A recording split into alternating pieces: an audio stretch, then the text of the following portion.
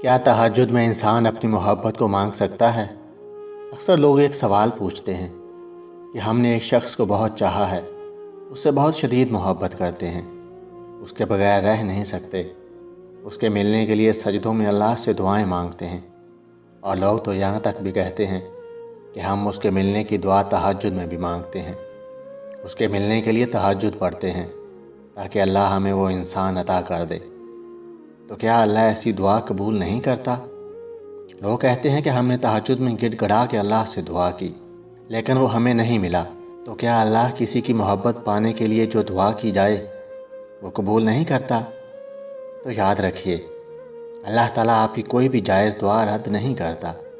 अगर आप किसी इंसान से शदीद मोहब्बत करते हैं और चाहते हैं कि अल्लाह उसको आपके निकाह में दे दे, तो अल्लाह से मांगें कि ऐ मालिक कायनात, तू मेरी नीयत को जानता है, मेरा इरादा नेक है, मैं फ़लाँ शख्स को पसंद करता या करती हूँ, तो उसको मेरी ज़िंदगी में शामिल कर दे। बस अल्लाह से गिड़गिड़ा कर मांगें, अल्लाह आपकी दुआ को ज़रूर कबूल फरमाएगा।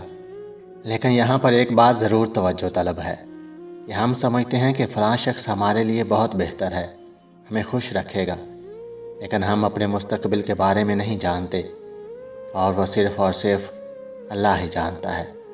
और अल्लाह ये भी जानता है कि हमारे लिए क्या बेहतर है और क्या बेहतर नहीं है। अगर तो कोई शख्स हमारे लिए बेहतर है तो अल्लाह उसको आपकी ज़िंदगी में ज़रूर शामिल कर देगा, और अगर वो आपके हक़ में बेहतर नहीं तो अल्लाह उसको आपसे दूर कर देगा, क्योंकि अल्लाह कभी आपका बुरा नहीं सोचता। इसलिए हमेशा जब भी दुआ मांगें तो इस तरह मांगें, ऐ मालिक कायनात, अगर फ़लाँ शख्स हमारे हक़ में बेहतर है तो हमें अता फ़रमा दे, अगर बेहतर नहीं है तो उसको हमारे हक़ में बेहतर करके हमें अता फ़रमा।